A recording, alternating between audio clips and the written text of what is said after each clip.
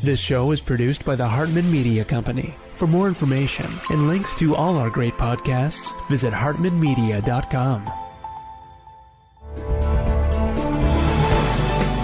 Welcome to the AIPIS show for accredited income property investment specialists and those who aspire to be. If you're a real estate, mortgage, or financial professional, this is the place for you. We'll explore innovative investment analysis, sales, marketing, and income-generating strategies for the most historically proven wealth creator, income property. Learn from the experts as they show you how to build a better business and a better life. It's my pleasure to welcome Matt Taibbi. He is contributing editor for Rolling Stone and winner of the 2008 National Magazine Award for columns and commentary. He's a New York Times best-selling author of Griftopia, Bubble Machines, Vampire Squids, and the Long Con that is Breaking America.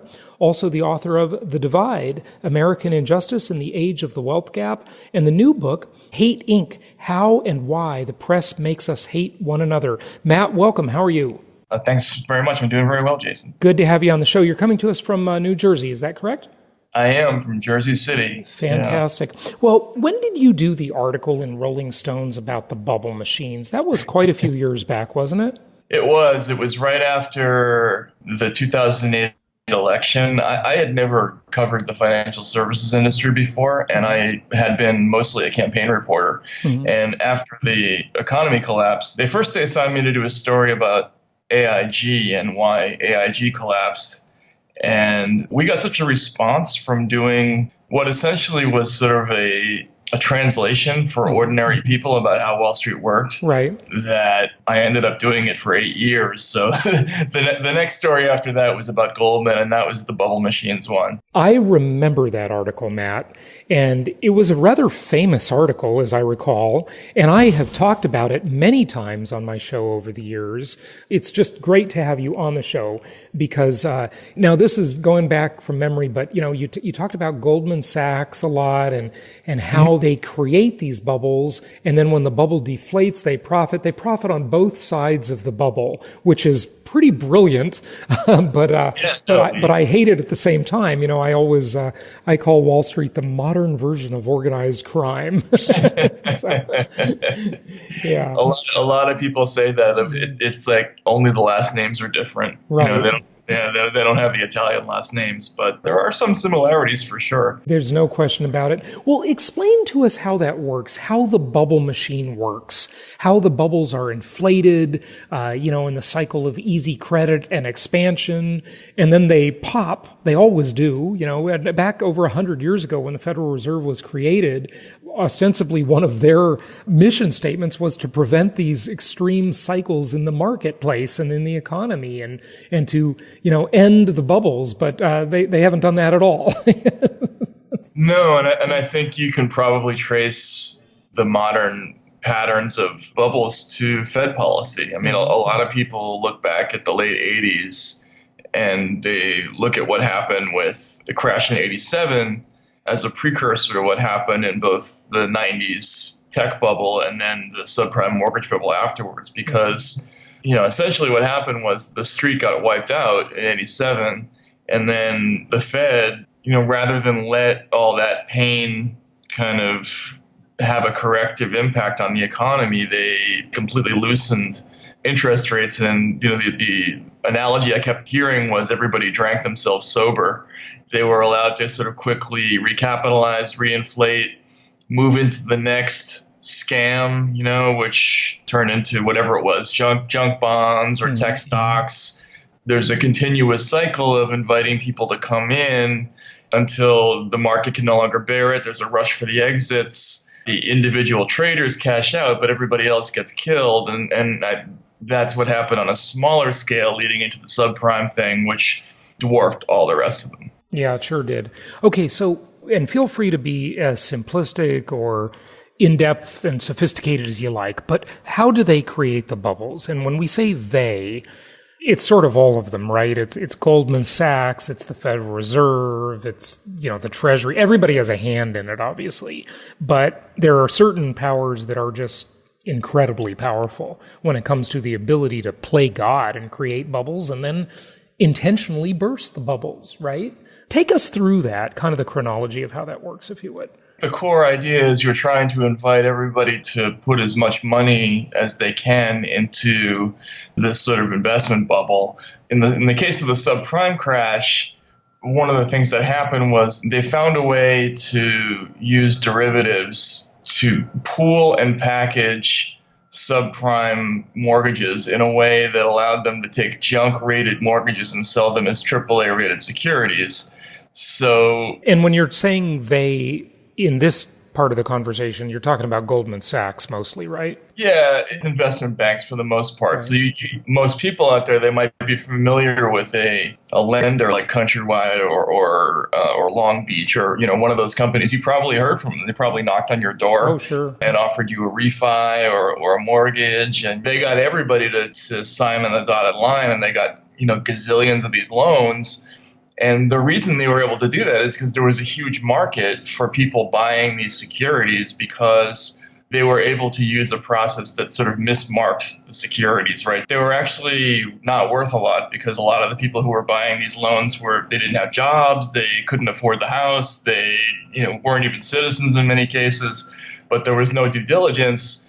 And so people were buying tons and tons and tons. They were investing in what they thought was American real estate. Right. So this massive, massive speculative bubble in real estate happened. So wait a sec. So you mean when people were investing in what they thought was American real estate, they were buying the securities that allowed all that money to flow into the mortgage market, right? Is that what you mean when you say that? Exactly. And typically these weren't individuals that were doing this. Right. These were typically institutional investors. So usually they were going after pension funds or hedge funds or insurance companies. So the way this worked is kind of strange. You'd get a representative of a big investment bank, and they would take out some state official who makes $81,000 a year representing the state's employee pension fund. Like CalPERS would be an example. Well, that wouldn't be state, but it's the teachers. Well, that is sort of state, I guess. But it's the teachers' retirement fund in California, the big one. They're huge, obviously. Yeah, they're huge. They have tons and tons of money. And that's what they do. They go after these whale funds. Right. And they take out this official, and they'll take them to the Super Bowl or a strip club or whatever it is. And they'll wine them and dine them. They'll say, hey, why don't you buy $2 billion worth of this stuff? And the presentation they'll give is great. It'll cost less than a comparably priced security or a comparable real estate security, but it'll have excellent returns. And people bought tons of this stuff. Right. But it turned out that the actual mortgages inside the package were really dubious. And that's why a lot of people woke up in 2009 and found that their retirement fund had lost 40% of its value.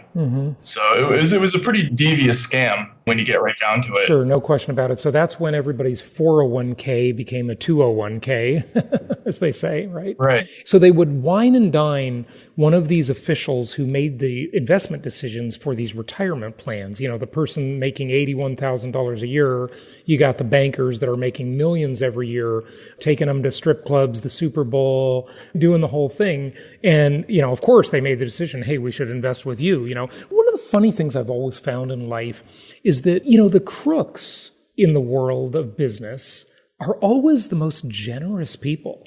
And they always buy off all these people around them. They overpay their employees, they overpay their vendors, and everybody loves them because they're dealing with stolen money, basically, right? Exactly. It's pretty easy when it's not your money, And these people they were expert. One thing they're able to do is sell. If you talk to people on Wall Street, you'll find yourself saying, wow, that's a great investment. Like in 2 seconds, they're able to get you mentally into that space. So the ability to identify somebody who's the gatekeeper for a huge pile of money somewhere and get that person to fork over with it. I mean, that's what this was all about. Yeah, right. Okay, so this is the run-up cycle in the bubble, right? This is when the bubble is being created. They're getting people to invest in these dubious assets, or even many times in that example, assets that don't even exist in the first place. Right. When they've taken the same loan, the same mortgage, the same piece of paper, and sold that piece of paper into 33 different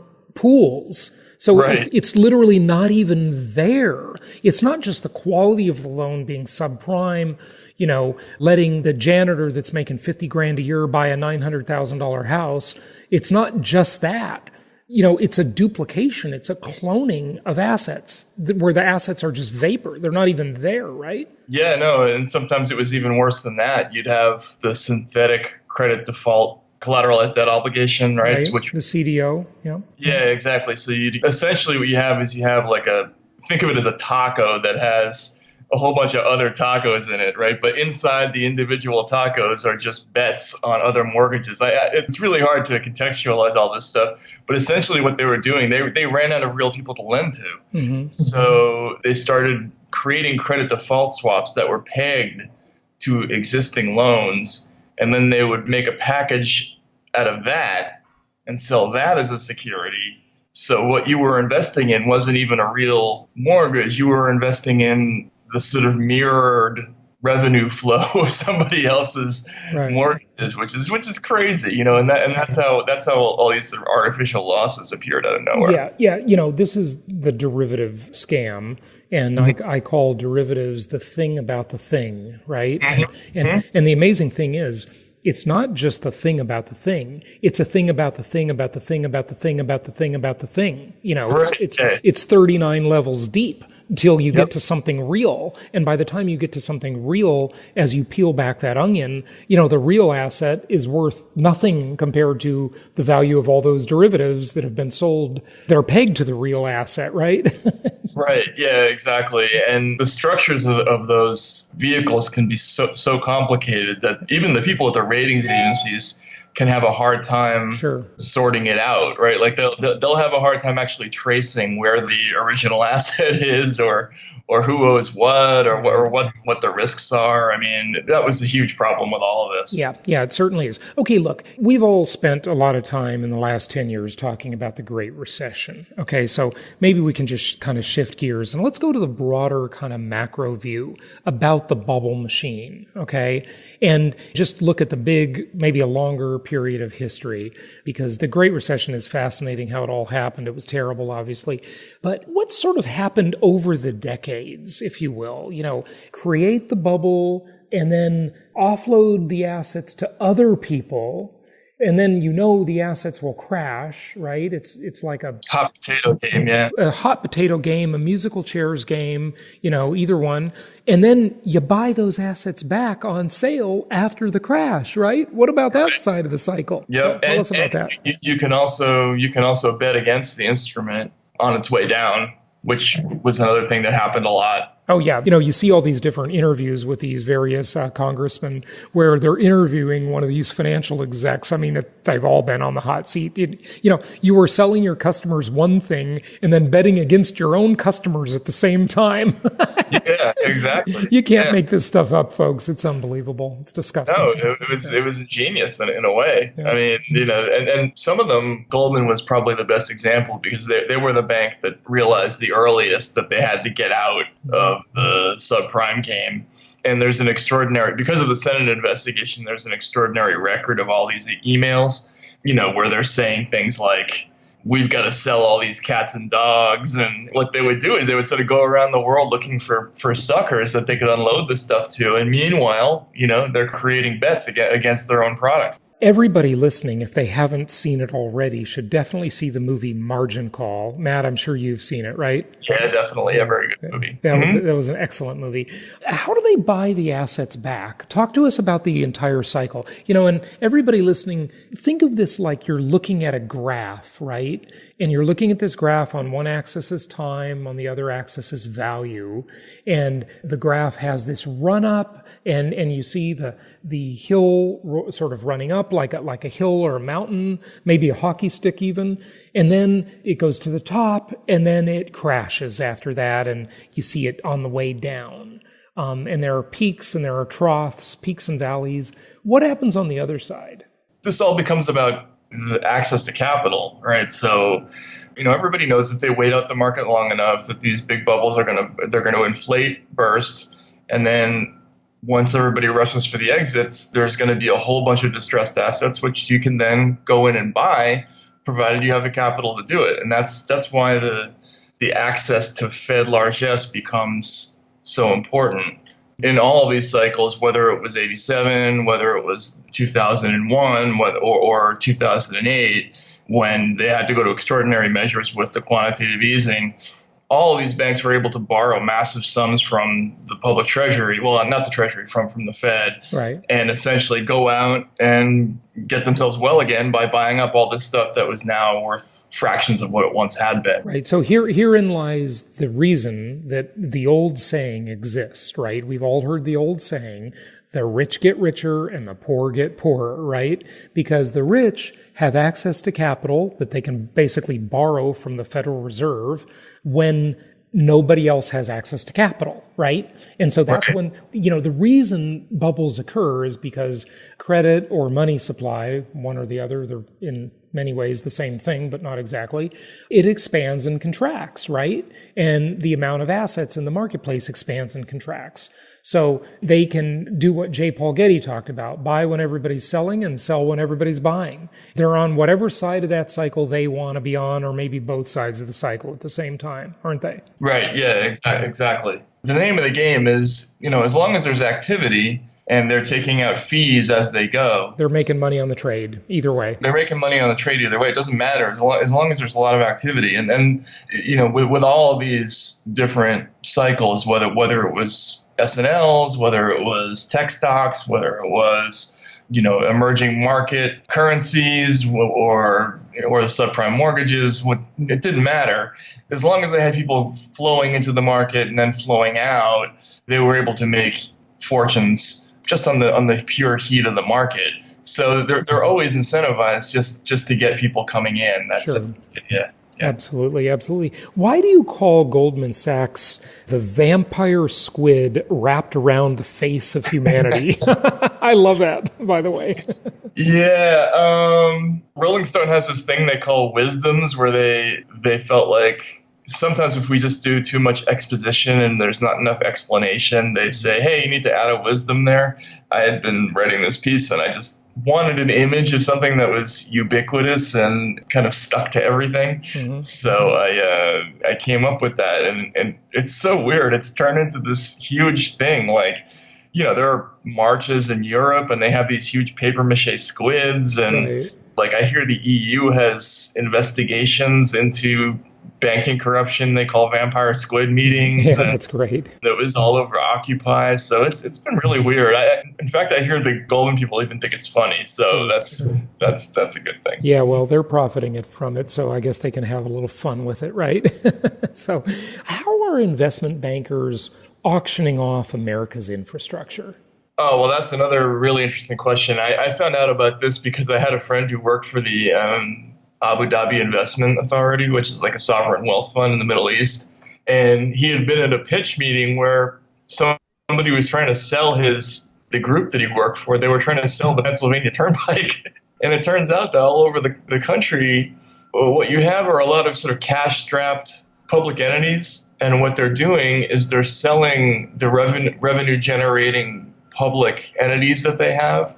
And it could be parking meters. It could be garages at airports. Toll road, a lot of toll road, exactly. Yeah. There was one of those in Indiana. Red light cameras, speeding cameras. All of these represent revenue streams to municipalities, right? Because the government has gone into business against the citizens, sadly. It's not about safety or law enforcement anymore. It's about revenue. And so now these revenue streams have become very valuable. So a city, a municipality, can sell off its revenue stream for all of its parking meters. And guess what the motivation is now? to make more parking violations, to make parking more restrictive, to make it more difficult to park, to find a place to park, to give out more drunk driving fines and arrests, to give out more red light camera tickets. All of these things are revenue.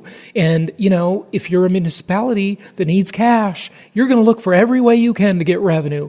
And the worst places where the government has gone into business against the citizens in the worst ways are the most cash-strapped places. So you look at California, my former home state.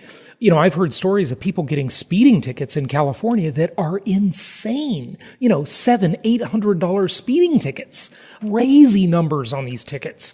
My mother was driving my car once at LAX to drop me off at the airport. And in many states, they don't require a front license plate. Well, I didn't have a front license plate on my car. And so the ticket turned out, after it, was late being paid, to be $600 for not having a front license plate on a car. I mean, can you believe it? It's insanity.